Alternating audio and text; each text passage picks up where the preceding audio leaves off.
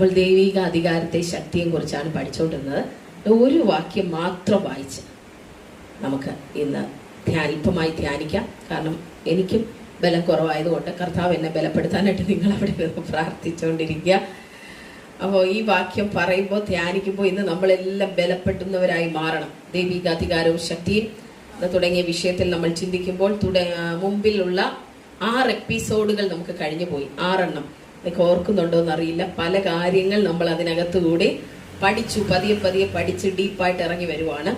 അപ്പോൾ ഇന്ന് നമ്മളതിൻ്റെ 7ാമത്തെ ഭാഗത്തിലേക്കാണ് കടന്നു പോകുന്നത്. 7ാമത്തെ ഭാഗം. അപ്പോൾ നമുക്ക് ഒരു വചനം വായിച്ചുകൊണ്ട് നമ്മുടെ ഇന്നത്തെ വചന ധ്യാനം ആരംഭിക്കാം. യെശയ്യാ പ്രവാചകന്റെ പുസ്തകം 40-ാം അധ്യായം അതിന്റെ 29-ാം വാക്യം. യെശയ്യാ പ്രവാചകന്റെ പുസ്തകം 40, 29, 30, 31 വാക്യങ്ങൾ എല്ലാവർക്കും വളരെ സുപരിചിതവും കാണാതെ അറിയാവുന്നതുമായ വാക്യങ്ങളാണ്. 39 അല്ലേ, അതോ 29? ഓക്കെ, 29, 30, 31 ആണോ? അതെ ആ 40 ആണോ? അത് തന്നെ 40-ന്റെ 29. അത് തന്നെ യെശയ്യാ പ്രവാചകന്റെ പുസ്തകം 40, 29. അവൻ ക്ഷീണിച്ചിരിക്കുന്നവന് ശക്തി നൽകുന്നു, ബലമില്ലാത്തവന് ബലം വർദ്ധിപ്പിക്കുന്നു. ബാല്യക്കാർ ക്ഷീണിച്ച് തളർന്നു പോകും, യൗവനക്കാരും ഇടറി വീഴും. എങ്കിലും യഹോവയെ കാത്തിരിക്കുന്നവർ ശക്തിയെ പുതുക്കും. അവർ കഴുകന്മാരെ പോലെ ചിറകടിച്ചു കയറും. അവർ തളർന്നു പോകാതെ ഓടും, ക്ഷീണിച്ചു പോകാതെ നടക്കുകയും ചെയ്യും. ഇംഗ്ലീഷ് നമ്മൾ വായിക്കുമ്പോൾ ഇങ്ങനെയാണ് കാണുന്നത്: he gives power to the faint and increase the strength of weak. Even youth grow tired and weary, and young men stumble and fall. But those who wait upon the Lord will renew their strength. They will mount up with wings like eagles. They will run and not grow weary. They will walk and not faint. നമുക്ക് കാണാൻ പറ്റും. Hallelujah. അപ്പോൾ ക്ഷീണിച്ചിരിക്കുന്നവന് ദൈവം ശക്തി നൽകും. ശക്തി എന്നുള്ള വാക്കാണ് നമ്മൾ പഠിച്ചുകൊണ്ടിരുന്നത്. Coke എന്ന് പറയുന്ന വേർഡ്. പവർ, അധികാരം, ശക്തി, ബലം, ഇതെല്ലാം പരസ്പരം ബന്ധപ്പെട്ട് കിടക്കുന്ന വാക്കുകളാണ്. പരസ്പരം എല്ലാത്തിനും ഒരു ബന്ധമുണ്ട്. അപ്പൊ ക്ഷീണിച്ചിരിക്കുന്നവർക്ക് ദൈവം ശക്തി പകരുന്നു എന്നാണ് പറയുന്നത്. അപ്പൊ ക്ഷീണം എന്ന് പറയുമ്പോൾ 2 രീതിയിൽ മനുഷ്യന് ക്ഷീണം വരാം. 2 രീതിയിൽ വരാം. ഒന്ന് ആന്തരികമായ ക്ഷീണം, 2 ബാഹ്യമായ ക്ഷീണം. എന്നാൽ ഞാൻ നിങ്ങളോട് പറയുന്ന എല്ലാ ക്ഷീണത്തിന്റെ ആരംഭം എന്ന് പറയുന്ന ആന്തരികം. ഒരു മനുഷ്യന് ആന്തരികമായി അവന് ക്ഷീണം നേരിട്ടാൽ ശാരീരികമായി അവൻ പെട്ടെന്ന് ക്ഷീണിതനായി പോകും. ആന്തരികമായി എന്തെങ്കിലും പ്രശ്നങ്ങൾ ഉണ്ടായാൽ, മനസ്സിൽ വിഷയങ്ങൾ ഉണ്ടായാൽ, ഭാരങ്ങൾ ഉണ്ടായാൽ, അവന്റെ സോൾ റലത്തിൽ, ദേഹി മണ്ഡലത്തിൽ മുറിവുകൾ ഉണ്ടായാൽ, കാണുന്ന മണ്ഡലമായ ഫിസിക്കൽ റലത്തിലേക്ക് അത് വളരെ പെട്ടെന്ന് വെളിപ്പെട്ടു വരും. ഇന്ന് പല മനുഷ്യരുടെ ജീവിതം, കുടുംബജീവിതം ഒക്കെ എടുത്താലും അവിടെ ആരോഗ്യ പ്രശ്നങ്ങളൊക്കെ ഒത്തിരി ഉണ്ട്. പിണക്കങ്ങളുണ്ട്, പ്രയാസങ്ങളുണ്ട്, പരിഭവങ്ങളുണ്ട്. ഇതിന്റെ എല്ലാ അടിസ്ഥാനം നമ്മൾ തേടി ഇറങ്ങി പോകുമ്പോഴാണ് നമുക്ക് മനസ്സിലാകുന്നത് ഈ വിഷയങ്ങളുടെ എല്ലാം ആധാരം എന്ന് പറയുന്നത് അവരുടെ മനസ്സിലുണ്ടായിരിക്കുന്ന വിഷയങ്ങളാണ്. എന്ന് പറഞ്ഞാൽ അവരുടെ ദേഹി മണ്ഡലത്തിൽ, അവരുടെ വ്യക്തിത്വത്തിൽ ബാധിച്ചിരിക്കുന്ന വിഷയങ്ങളാണ് ആരോഗ്യ മേഖലകളിൽ അവരെ തളർത്തി കളയുന്നതായിട്ട് എനിക്ക് കാണാനായിട്ടിടയായത്. ഒത്തിരി പേരുടെ ഈ വർഷത്തിന്, ഒരു 10 വർഷത്തിനിടയ്ക്ക് ധാരാളം മനുഷ്യരെ കണ്ടുമുട്ടാനും അവരുടെ അനുഭവങ്ങൾ കേൾക്കാനും അവർക്ക് വേണ്ടി പ്രാർത്ഥിക്കാനും കർത്താവ് ഒരു കൃപ എനിക്ക് തന്നു. അപ്പോൾ പല വിഷയങ്ങളിലൂടെ ഞാൻ മനസ്സിലാക്കുമ്പോൾ ക്യാൻസർ പോലുള്ള രോഗങ്ങൾ പോലും അവർക്ക് വന്നതിന് പിന്നിലെ കാരണങ്ങൾ ചകഞ്ഞ് ഞാൻ പോയപ്പോൾ അവരുടെ മനസ്സിന്റെ തകർച്ചയാണ് ആദ്യം സംഭവിച്ചിരിക്കുന്നത്. ഹല്ലേലൂയ. പറയുന്നത് നിങ്ങൾക്ക് മനസ്സിലാവുന്നുണ്ടോ? അവരുടെ മനസ്സിന്റെ ഇടിവ്, മനസ്സിൽ ഭയം കയറി പറ്റുക, മനസ്സിൽ പ്രയാസങ്ങൾ ഉണ്ടാവുക, ഒറ്റപ്പെടലുകൾ ഉണ്ടാവുക, സ്നേഹം കിട്ടാതിരിക്കുക. മനസ്സിലാവുന്നുണ്ടോ? ഇതാ രോഗങ്ങൾ വരാനായിട്ടുള്ള മെയിൻ കാരണം. ഒറ്റപ്പെടുന്ന അവസ്ഥകൾ, ശൂന്യതകൾ, ആരുമില്ലെന്നുള്ള തോന്നൽ രോഗങ്ങൾ കൊണ്ടുവരുന്നു. മനസ്സ് തകർന്നു പോകുന്നു, ഹൃദയം നുറുങ്ങിപ്പോകുന്ന അവസ്ഥ. അപ്പൊ എന്തു പറ്റും? നമ്മുടെ ഹൃദയം, മനസ്സ് നുറുങ്ങുമ്പോൾ നമ്മുടെ തലച്ചോറിന് പോകുന്നത് മുഴുവൻ നെഗറ്റീവ് ഇമ്പൾസസ് ആണ്. ഇമ്പൾസസ് എന്ന് പറഞ്ഞാൽ മലയാളത്തിൽ എന്തോ പറയാൻ പറ്റും? പ്രചോദനം, ചോദനങ്ങൾ. ഓക്കെ. അപ്പൊ ആ നെഗറ്റീവ് രീതിയിലുള്ള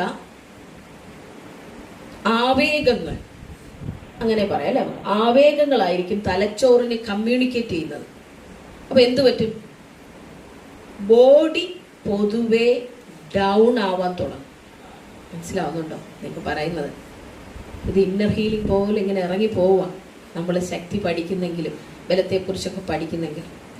അപ്പോൾ നമ്മുടെ തോട്ട്സ്, നമ്മുടെ ചിന്തകൾ നമ്മുടെ തലച്ചോറിന്റെ പ്രവർത്തനത്തെ വളരെ ബാധിക്കുന്നു.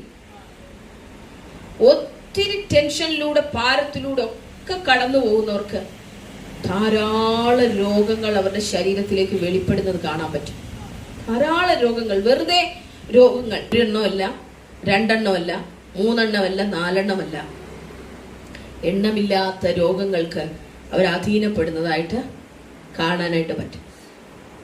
ഇന്ന് നമ്മളൊരു പിതാവിന്റെ കാര്യം ഇവിടെ പറഞ്ഞല്ലോ, ശമൂവേൽ എന്ന് പറയുന്ന അദ്ദേഹത്തിന് ഒത്തിരി സമയം ഞാൻ ആ മനുഷ്യനോട് സംസാരിക്കാറുണ്ടായിരുന്നു.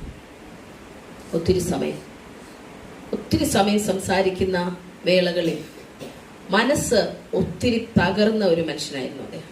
മനസ്സ് ഒത്തിരി തകർന്നു പോയ മനുഷ്യൻ.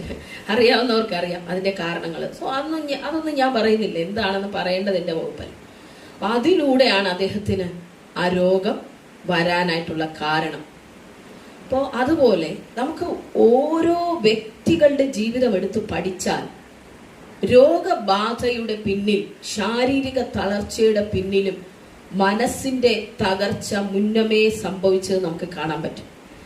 നമ്മുടെ മനസ്സ് സന്തോഷത്തോടെ ഇരുന്നാൽ നമ്മുടെ ശരീരം, നമ്മുടെ അവയവങ്ങൾ ശരിയായി പ്രവർത്തിക്കാനായിട്ട് തുടങ്ങും. മനസ്സിന്റെ സന്തോഷം ശരീരത്തിന്റെ സന്തോഷമായി മാറാൻ തുടങ്ങും. അതുകൊണ്ട് ശത്രു എപ്പോഴും ലക്ഷ്യമിടുന്നത് നമ്മുടെ മനസ്സിനെ തകർക്കാനാണ്. ആദ്യം അവൻ ചെയ്യുന്ന പരിപാടി എന്ന് പറഞ്ഞാൽ നമ്മുടെ മനസ്സിന്റെ ഏകാഗ്രതയും നിർമ്മലതയും നഷ്ടപ്പെടുത്തി കളയും. കർത്താവുമായിട്ടുള്ള ഏകാഗ്രതയും നിർമ്മലതയും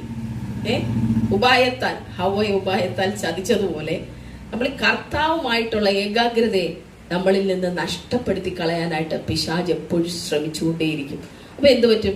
നമ്മുടെ മനസ്സിൽ ചിന്താക്കുഴപ്പങ്ങൾ ഉണ്ടാകുന്നു, ആശയക്കുഴപ്പങ്ങൾ ഉണ്ടാകുന്നു. എന്ത് ചെയ്യണമെന്ന് നമുക്ക് അറിയുന്നില്ല. പല കാര്യങ്ങളെ ഓർത്ത് നമ്മൾ വ്യാകുലതയുള്ളവരായി മാറുമ്പോൾ നമ്മുടെ ശരീരം അതിനനുസരിച്ച് പ്രതികരിക്കാൻ തുടങ്ങും. ഹോർമോണുകൾ അതിനനുസരിച്ച് മാറാൻ തുടങ്ങും. എന്ത് പറ്റി ഇത്ര പെട്ടെന്ന് ഹൈ BP ഉണ്ടായത്? അപ്പോഴാ തലേദിവസം പ്രശ്നം ഉണ്ടായത് പെട്ടെന്ന്. ഇതുപോലെ പിശാച് പല തന്ത്രങ്ങൾ മെനയുന്നത് നമ്മുടെ അകത്തെ മനുഷ്യന്റെ ബലത്തെ, ശക്തിയെ നഷ്ടപ്പെടുത്തി കളയാനാണ്. എന്നാൽ ഇന്ന് നമുക്ക് വലിയൊരു ഭാഗ്യമുണ്ട്. എന്താണെന്നറിയാമോ? പരിശുദ്ധാത്മാവിനെ നമ്മുടെ കൂടെ നൽകിയിരിക്കുന്നത്. എന്തിനാ? നമ്മളെ എപ്പോഴും ആശ്വസിപ്പിക്കേണ്ടതിനും ബലപ്പെടുത്തേണ്ടതിനും പരിശുദ്ധാത്മാവ് നമ്മളോട് കൂടെ ഉണ്ട്, നല്ല സഹായകനായിട്ട്. നിങ്ങൾ നോക്കിയാൽ നമുക്ക് ഈ ലോകത്തൊരു പ്രശ്നവും പ്രയാസങ്ങളോ പ്രതിസന്ധികളോ വന്നില്ലെങ്കിൽ പരിശുദ്ധാത്മാവ് വേണ്ടല്ലോ, അല്ലേ?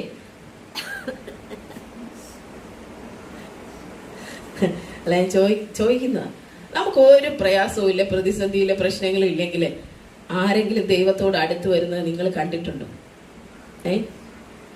ഞാനും നിങ്ങളുമെല്ലാം എന്തൊക്കെയോ പ്രതിസന്ധികളിലൂടെ കയറിയപ്പോഴല്ലേ ദൈവത്തോട് അടുത്ത് വന്നത്.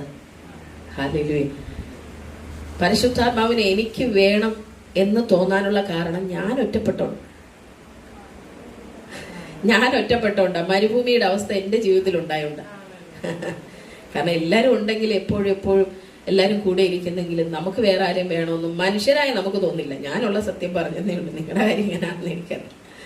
നമ്മുടെ കൂടെ സ്നേഹിക്കാനും നമ്മുടെ കൂടെ ഇരിക്കാനും നമ്മളെ കരുതാനും നമുക്ക് ചുറ്റും എല്ലാവരും ഉണ്ടെന്ന് തോന്നുകയും നമുക്കൊരിക്കലും നല്ല സഹായകനായ പരിശുദ്ധാത്മാവിനെ അറിയാനേ കഴിയുകയില്ലായിരുന്നു.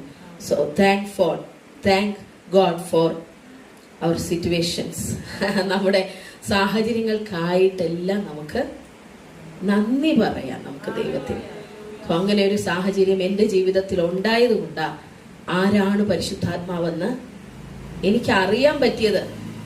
എല്ലാവരും തള്ളിക്കളഞ്ഞ് ഒറ്റയ്ക്ക് ആവുന്ന സമയങ്ങളില്ല ശരിക്കും നമുക്ക് ദൈവത്തിന്റെ സ്നേഹത്തിന്റെ ആഴം, നീളം, വീതി, ഉയരം ഇത് ഗ്രഹിക്കാൻ പറ്റത്തുള്ളൂ.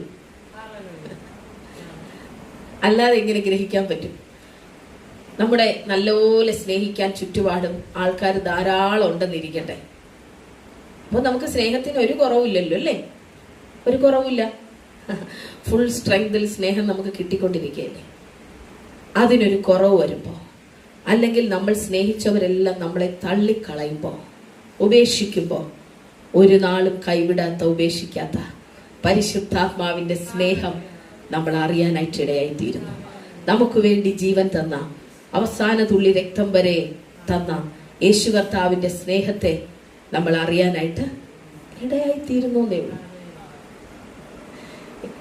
എത്ര സന്തോഷം, എത്ര ആനന്ദം, യേശു എൻ്റെ കൂടെയുള്ളതാ. എത്ര സന്തോഷം, എത്ര ആനന്ദം, യേശു എൻ്റെ കൂടെയുള്ളതാ. അതുമാത്രം നമ്മുടെ സന്തോഷമായി തീരുമ്പോൾ ഈ ലോകത്തിലുള്ള ഒന്നും നമ്മളെ ഭാരപ്പെടുത്തില്ല. ഹല്ലേലൂയ. ആരെല്ലാം നമ്മളെ വിട്ടിട്ട് പോയാലും, ഇത്ര അമ്മമാരെ സങ്കടം, സ്നേഹിച്ച് വളർത്തിയ മക്കൾ ഏതോ വഴിക്കൊക്കെ പോയി, അവരെ തിരിച്ച് സ്നേഹിക്കാൻ ഇന്നവരില്ല. ജീവിത പങ്കാളി അവസാനം വരെ നിൽക്കാന്നൊക്കെ പറഞ്ഞ് പ്രതിജ്ഞ എടുത്തതാ. ഇല്ല. ഒരു സാഹചര്യം കയറി ഇറങ്ങിയപ്പോ ജീവിത പങ്കാളി കാണാനില്ല.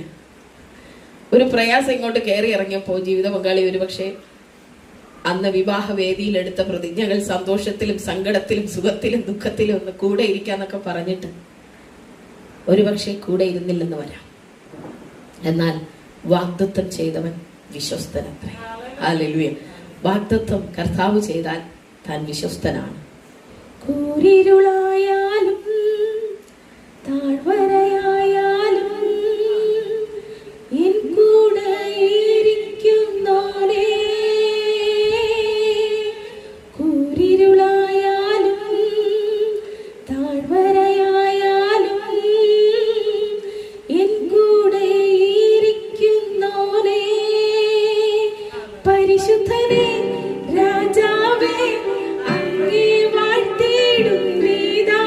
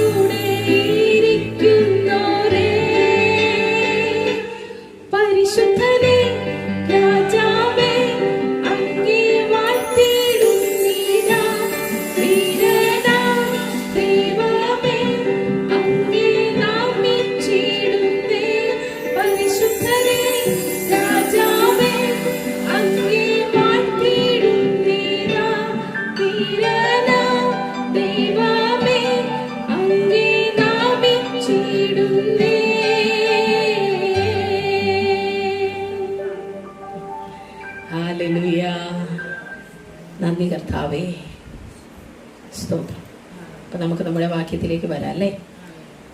Thank you Lord Jesus. യഹോവ അഡോണായി, കർത്താവ് ക്ഷീണിച്ചിരിക്കുന്നവന് ശക്തി നൽകുന്നു. ബലമില്ലാത്തവർക്ക് ബലം വർദ്ധിപ്പിക്കുന്നു. ബാല്യക്കാർ ഒരിക്കലും ക്ഷീണം ഉണ്ടാകാത്ത ബാല്യക്കാരെന്ന് പറയുന്നല്ലേ, യൗവനക്കാർ. ആ പ്രായമൊക്കെ നമ്മൾ എടുത്തു നോക്കി. ഇനി അവര് വീണാലും എന്താ പറയുന്നേ? യഹോവയെ കാത്തിരിക്കുന്നവർ ശക്തിയെ പുതുക്കും. അവർ കഴുകന്മാരെ പോലെ ചിറകടിച്ച് കയറും. ഈ കഴുകൻ എന്ന് പറയുന്ന പക്ഷിയെ കുറിച്ച് അടുത്ത ദിവസം പറയാം. ഒരു ഡീപ്പ് സ്റ്റഡി നമുക്ക് എടുക്കാം. എന്താണ് കഴുകൻ എന്ന് പറയുന്ന ആ പക്ഷി എന്നുള്ളത്, എന്തുകൊണ്ടാ കഴുകൻ എന്ന് പറയുന്ന പക്ഷിയെ പറ്റി തന്നെ ബൈബിൾ പറഞ്ഞിരിക്കുന്നു എന്നുള്ളത് നമുക്ക് അടുത്ത ക്ലാസ്സിൽ നോക്കാം. ഇന്ന് അതിലോട്ട് ഇറങ്ങിപ്പോയാൽ പറ്റില്ല. അപ്പോൾ യഹോവയെ കാത്തിരിക്കുന്നവർ ശക്തിയെ പുതുക്കും. ഈ കാത്തിരിക്കുക എന്നുള്ള വാക്ക് പല വെർഷനിലും പലതാണ്. അപ്പൊ എന്ന് പറഞ്ഞാൽ എന്താ? കാത്തിരിക്കുക എന്ന് പറയുന്നതുകൊണ്ട് നിങ്ങൾ എന്താണ് അർത്ഥമാക്കുന്നത്? Those who wait upon the Lord എന്ന ഇംഗ്ലീഷിൽ കാണുന്നത്. നിങ്ങൾ എന്താണ് മനസ്സിലാക്കുന്നത്? കർത്താവ് നമ്മുടെ അടുത്തേക്ക് വരാൻ ആഗ്രഹിച്ചുകൊണ്ടിരിക്കുന്നവരെ സിസ്റ്റർ പറഞ്ഞു. ഓക്കെ, എന്തേലും പറഞ്ഞല്ലോ, സ്തോത്രം. ശോഭാ സിസ്റ്റർ എന്ത് പറയുന്നു? പറയാം. അപ്പൊ നിങ്ങൾ രണ്ടുപേരും ഒന്നാണ് പറഞ്ഞത്. നിങ്ങളുടെ ആത്മീയ കൂട്ടായ്മയ്ക്കായി സ്തോത്രം. ദൈവം നമ്മുടെ അടുത്തേക്ക് വരാൻ കാത്തിരിക്കുന്നവരെന്നാ പറഞ്ഞു. വേറെ എന്തെങ്കിലും അഭിപ്രായം നിങ്ങൾക്കുണ്ടോ ആർക്കെങ്കിലും?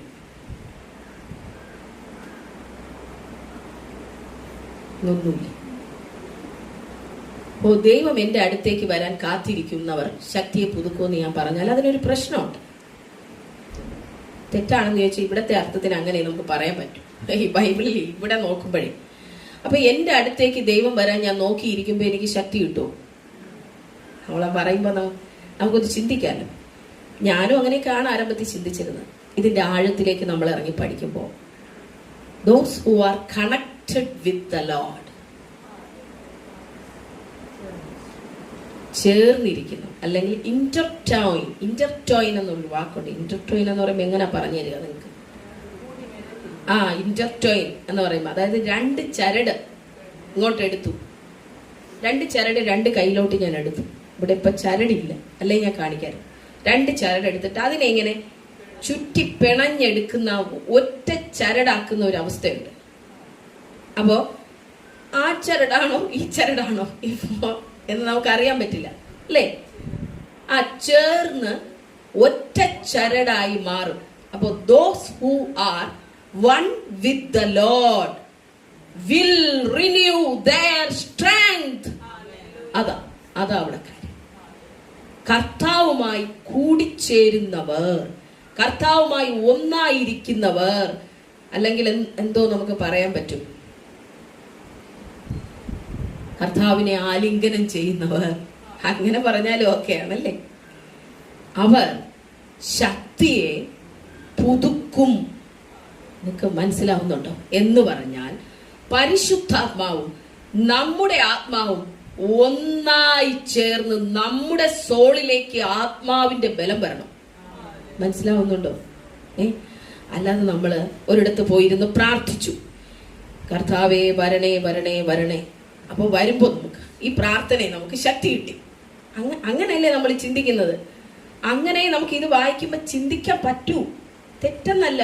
ഇത് വായിക്കുന്ന ഒരു മനുഷ്യന്, സാധാരണ മനുഷ്യന്, മലയാളം ഇംഗ്ലീഷും അറിയാന്നുള്ളവർക്ക് ഇത്ര ഇതിനകത്തുനിന്ന് മനസ്സിലാവും. എന്നാൽ ഇതിന്റെ ബേസ് ലാംഗ്വേജിലോട്ട് നമ്മൾ ഇറങ്ങിപ്പോയി പഠിക്കുമ്പോഴാണ് ദൈവവുമായി ഒന്നായി ചേരുന്നവൻ, those who one with the Lord will renew their strength. അപ്പോ നമുക്ക് ശക്തി ലഭിക്കണമെങ്കിൽ നമ്മൾ എന്ത് ചെയ്യണം? നമ്മൾ ദൈവവുമായി ഒന്നായി ചേരുന്ന സമയത്താണ് ഈ ശക്തി വരുന്നത് നമ്മളിലേക്ക്. അല്ലാതെ വരില്ല. ദൈവവുമായി നമ്മളൊരു ഒണ്ണസിലേക്ക്, ഒരു കൂട്ടായ്മയിലേക്ക് എപ്പോഴെല്ലാം കടന്നു വരുന്നോ അപ്പോഴെല്ലാം നിങ്ങളിലേക്ക് നിങ്ങളറിയാതെ ഈ ശക്തി വ്യാപരിച്ചുകൊണ്ടേയിരിക്കും. നമ്മളൊരു ഫാസ്റ്റിംഗ് പ്രയറിനൊക്കെ ഇരിക്കുമ്പോൾ നമുക്കറിയാമല്ലോ അല്ലേ, എന്തായിരിക്കും അത് കഴിഞ്ഞ് എഴുന്നേൽക്കുമ്പോൾ നമ്മുടെ അവസ്ഥ? ഭയങ്കരമായ ഒരു ബോൾഡ്നെസ്, ഒരു കറേജ്, പവർ, ഇതെല്ലാം നമ്മുടെ ജീവിതത്തിൽ വന്ന് നിറയുന്നതാണ്. എങ്ങനെ പറ്റി? എങ്ങനെയാ ഇത് സംഭവിച്ചത്? നമ്മൾ ആത്മാവിൽ കണക്റ്റ് ആയിരുന്നു, കർത്താവുമായിട്ട് ചേർന്നിരുന്നു. അപ്പൊ എന്ത് ചെയ്തു? Automatically the strength flows, automatically the power flows.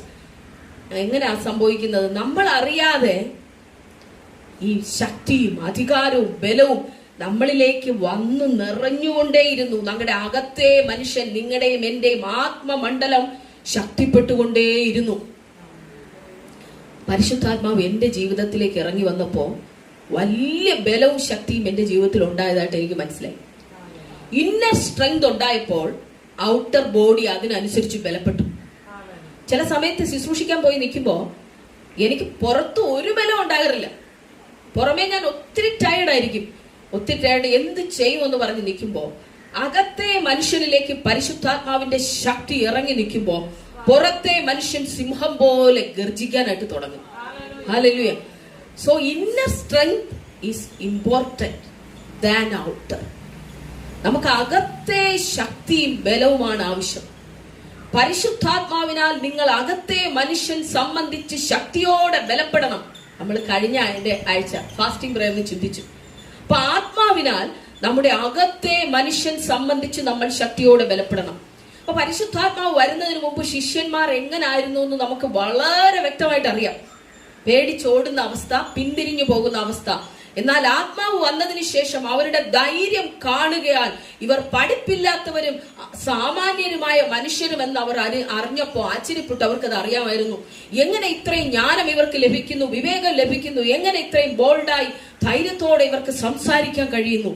അപ്പൊ എവിടെ നിന്ന് വന്നു ഈ ശക്തി? അവർ ആശ്ചര്യപ്പെട്ടു. ഹല്ലേലൂയ. അപ്പൊ ദൈവത്തോട് നമ്മൾ ഓരോ നിമിഷവും ചേർന്ന് ചേർന്ന് ചേർന്ന് ചേർന്ന് ഇരിക്കുമ്പോ നമ്മൾ അറിയാതെ ദൈവിക ബലവും ശക്തിയും നമ്മളിലേക്ക് ഇറങ്ങി വരാനായിട്ട് ഇടയായിത്തീരുന്നു. അപ്പം ഈ ലോകത്തിലെ സർവ്വ കാര്യങ്ങളും നമ്മളെ തളർത്തുന്നതാണ്. പലപ്പോഴും അങ്ങനെയാണ്. ജീവിതത്തിലേക്ക് കടന്നു കയറുന്ന ഓരോ സംഭവങ്ങളും ഓരോ തിരമാലകൾ പോലെ നമ്മളെ അടിച്ചു തകർത്ത് കളയുന്നതാണ്. പല വിഷയങ്ങളും കേട്ടോ, പല കാര്യങ്ങളും. ഓരോ മക്കളുടെ ജീവിതവും ഞാൻ ചിലപ്പോൾ മണിക്കൂറുകൾ ചിലരുടെ വിഷമങ്ങൾ ഇരുന്ന് കേൾക്കാറുണ്ട്. കാരണം അവർക്ക് ആരും പറയുന്ന കേൾക്കാൻ പോലും ആരുമില്ല. ആരോടും പറയാൻ പറ്റാത്ത കാര്യങ്ങൾ, അവരുടെ വേദനകൾ ഞാൻ കേൾക്കാറുണ്ട്. കേൾക്കുമ്പോൾ എനിക്ക് മനസ്സിലാവുന്ന കാര്യം, ഒരു ചെറിയ വിഷയം പോലും അവരുടെ ജീവിതത്തെ അതുപോലെ തകർത്തു കളയും. അപ്പോ ഞാൻ മനസ്സിലാക്കിയ ഒരു കാര്യം, എന്തുകൊണ്ട് അവരുടെ ജീവിതത്തെ അങ്ങനെ ബാധിക്കാൻ പിശാചിന് കഴിയുന്നു എന്ന് ചോദിച്ചാൽ, ബലം അവരിൽ ഇല്ലാതായി പോകുന്നു. ആ സമയത്ത് കർത്താവിൽ നിന്നുള്ള ബലം അവർക്ക് സ്വീകരിക്കാനായിട്ട് കഴിയാത്ത അവസ്ഥയായി പോകും. അതെല്ലാം അടഞ്ഞു പോകുന്ന അവസ്ഥ പെട്ടെന്ന് വരും. ഒരിക്കലും നമ്മുടെ ജീവിതത്തിൽ ഒരു സാഹചര്യം കൊണ്ടും നമ്മൾ അതിന് അനുവദിക്കരുത്. ദൈവിക ബലം നമ്മളിൽ നിന്ന് ചോർന്നു പോകാൻ നമ്മൾ അനുവദിക്കരുത്. അത് പോയാൽ നമുക്ക് നിൽക്കാൻ പറ്റില്ല. ഇപ്പൊ ശരീരത്തിന് സ്ട്രെങ്ത് ഇല്ലെങ്കിൽ നമുക്ക് ഫുഡ് കഴിക്കാം, വൈറ്റമിൻസ് കഴിക്കാം, എന്തെങ്കിലും കഴിച്ചാലും നമുക്ക് എഴുന്നേറ്റ് നിൽക്കാം. പക്ഷെ അകത്തെ മനുഷ്യന്റെ ബലം പോയാൽ നമ്മൾ എന്തോ കഴിക്കും? അല്ലേ? വചനം നമ്മുടെ ഉള്ളിൽ വേണം. വചനം വേണം. അകത്തെ മനുഷ്യനുള്ള ഫുഡ് നമ്മൾ കൊടുത്തോണ്ടിരിക്കണം. വചനം കൊടുത്തോണ്ടിരിക്കണം അവന്. അവന്റെ വളർച്ച, അവന്റെ നിലനിൽപ്പെന്ന് പറയുന്നത് വചന വായന, ധ്യാനം, കർത്താവുമായി നിങ്ങൾ ഇരിക്കുന്നത്, ആത്മാവിൽ നിങ്ങൾ അന്യഭാഷകളിൽ സംസാരിക്കുന്നത്, ഇതെല്ലാം അവന് വേണ്ട ഫുഡാണ്. നമ്മൾ അത് കൊടുക്കാൻ മറന്നു പോകരുത് നമ്മുടെ ജീവിതത്തിൽ. അതുകൊണ്ടാണ് ഞാൻ എല്ലാവരോടും പറയുന്നത്, നിങ്ങൾ ദിവസവും ബൈബിൾ വായിക്കണം, പ്രാർത്ഥിക്കണം, ദൈവസന്നിധിയിൽ ഇരിക്കണം, ആരാധിക്കണം. എല്ലാത്തിനും നിങ്ങൾ സമയം കണ്ടെത്തിയേ മതിയാവൂ. നമ്മുടെ ജീവിതത്തിൽ നിന്ന് അതെപ്പോൾ നഷ്ടമാകുന്നോ അപ്പോൾ നമ്മൾ ആത്മമനുഷ്യന്റെ ബലം കുറേച്ച് കുറേച്ച് ചോർന്നു പോകാൻ തുടങ്ങും. കുറേ സമയം കഴിയുമ്പോൾ കംപ്ലീറ്റ് ആയിട്ടും നമ്മൾ തളരും. അകത്തെ മനുഷ്യൻ തളരും, ബലമില്ലാതാവും, സ്ട്രോങ് അല്ലാതാവും. അപ്പൊ എന്ത് പറ്റും? ശത്രുവിന്റെ ആക്രമണം ഉണ്ടാവും. നമ്മളെല്ലാ അർത്ഥത്തിലും തളർന്നു പോകാനായിട്ട് ഇടയായിത്തീരും. അപ്പോൾ നമ്മുടെ ബലം എന്ന് പറയുന്നത് ദൈവത്തിലായിരിക്കണം. ദൈവത്തിൽ മാത്രം. വേറെ ഒരു കാര്യത്തിലും നമ്മുടെ ശ്രദ്ധ പോകാനായിട്ട് ഇടയായി തീരുന്നത്. ബലം നിന്നിലുള്ളോ, ഭാഗ്യം നിറഞ്ഞോ, നിശ്ചയമാണെന്നും താഴ്ച ഭവിക്കുകയില്ലെന്നു. ബലം നിന്നിലുള്ളോ, ഭാഗ്യം നിറഞ്ഞോ, നിശ്ചയമാണെന്നും താഴ്ച ഭവിക്കുകയില്ലെന്നു. ഈ വിധമുള്ള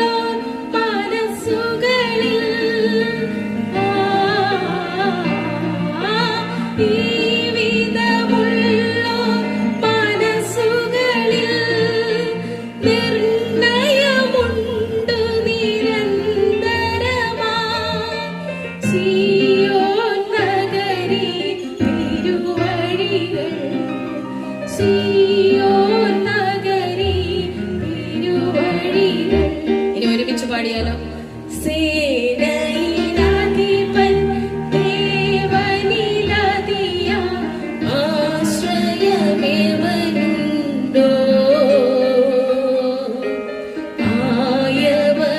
ആയവനേവനിലും അതിധന്യൻ. സേനയിലധിപൻ ദേവനിലധിയ ആശ്രയമേവനുണ്ടോ,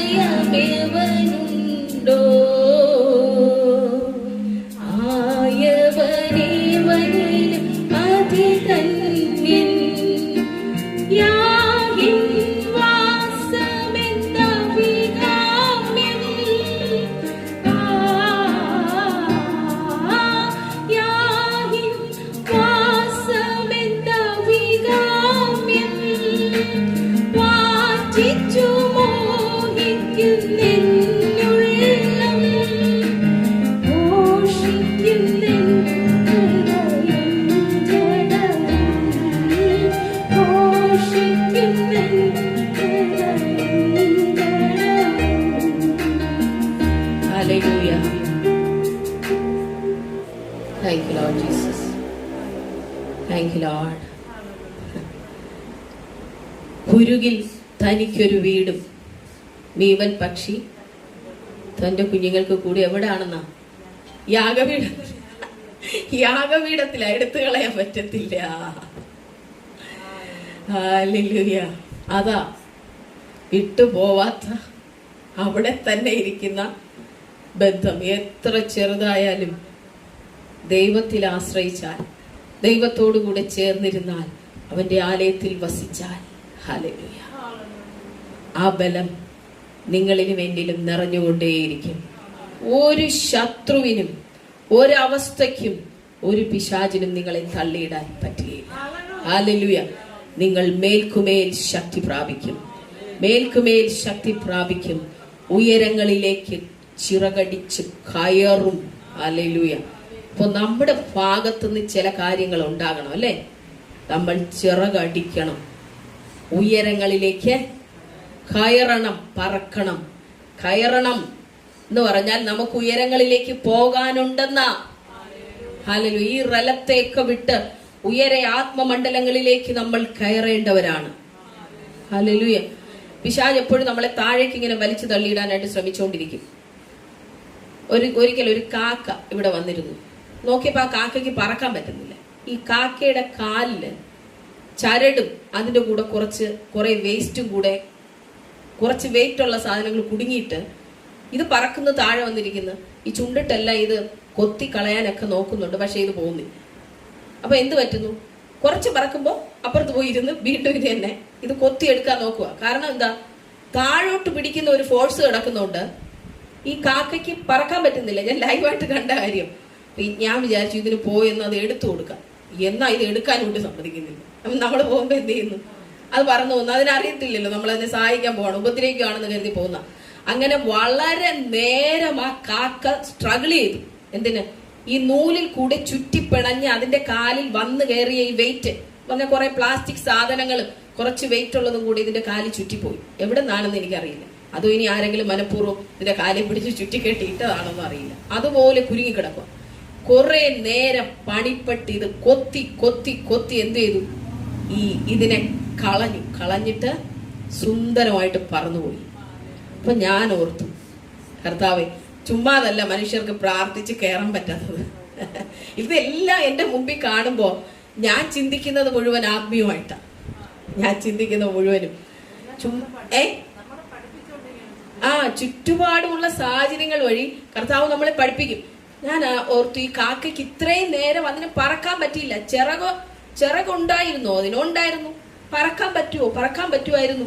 പക്ഷെ കയറാൻ പറ്റാത്ത എന്താ, ഈ കാലിൽ കിടക്കുന്ന ഭാരമായിരുന്നു.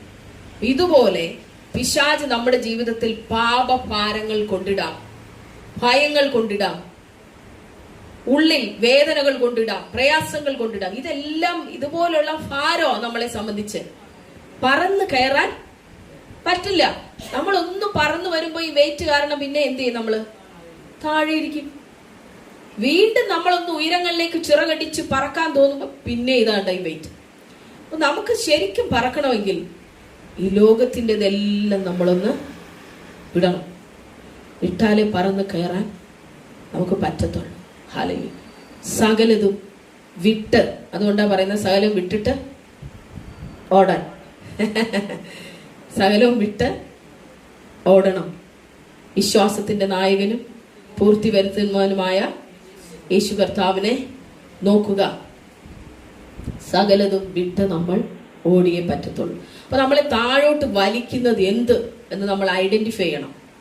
എന്താണ് എന്നെ ഉയരങ്ങളിലേക്ക് കയറാൻ അനുവദിക്കാത്തത്? ആ സ്പിരിച്വൽ ഫോഴ്സിനെയാണ് നമ്മൾ തകർക്കേണ്ടത്. എല്ലാം സ്പിരിച്വലായിട്ടോ, എല്ലാം സ്പിരിച്വലാണ്. ഫിസിക്കലായിട്ട് ഒന്നും തന്നെ ഇല്ല. സ്പിരിച്വൽ തലത്തിലാണ് എല്ലാം നമ്മൾ ചെയ്യേണ്ടത്. അതിനെ തകർത്ത് നമ്മൾ ഉയരങ്ങളിലേക്ക് കയറണം. പ്രാർത്ഥിച്ചു കയറണം, ആരാധിച്ചു കയറണം, ദൈവവചനം വായിച്ചു കയറണം, ദൈവവുമായി ചേർന്നിരുന്ന് കയറി വരണം. ഹല്ലേലൂയ. നമുക്കതിന് കഴിയും. കർത്താവ് നമ്മളെ ഒരു നാളും തള്ളിക്കളയില്ല, താൻ ഉപേക്ഷിക്കുകയുമില്ല.